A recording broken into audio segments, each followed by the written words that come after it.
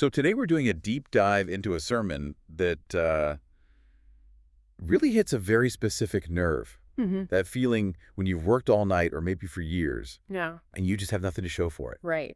This is from Pastor Sung No at Praise Presbyterian Church. And it's all based on that story of Peter the fisherman in Luke chapter 5. It's a brilliant retelling of the empty boat versus the full boat. But the way we usually think about that, empty is failure, full is success, he argues that's a dangerous illusion. Yeah, I mean, I've read this story a dozen times.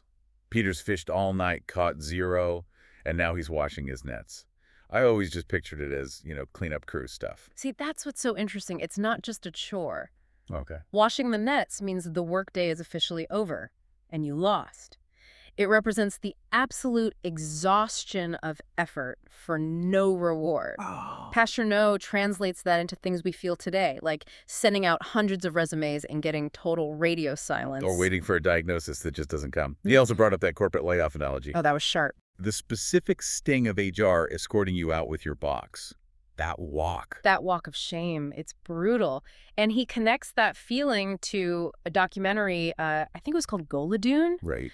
He describes watching these old veteran fishermen return with nothing.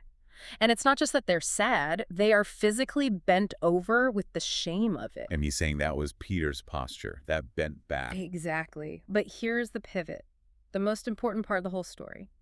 Jesus steps into Peter's boat because it's empty. Which completely flips the logic. If the boat was already full of fish, there'd be no room. The failure created the space. Wow. And once Jesus is in that boat, in that space, he gives the command, go out into deep water. And this is where Peter, the professional fisherman, has to decide whether to listen to a carpenter telling him how to do his job. I mean, think about what deep water really means here. It's not just about physical depth. It's more than that. Yeah. It's the place where you can't see the bottom, where your experience and your calculations, they don't work anymore.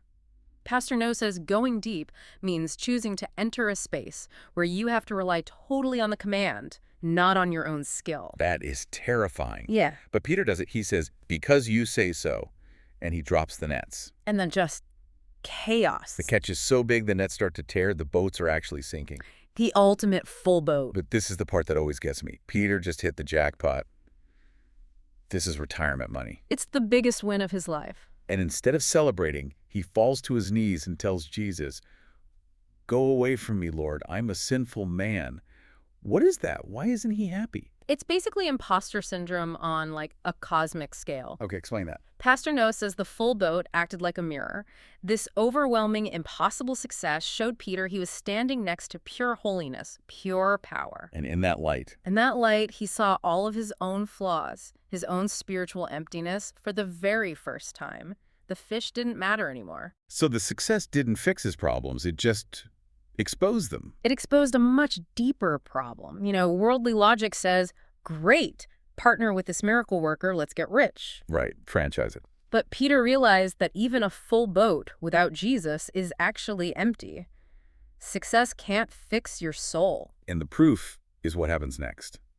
Jesus gives him a new mission to catch people. And Peter just walks away from the money. He leaves the full boat right there on the shore to follow the person who filled it.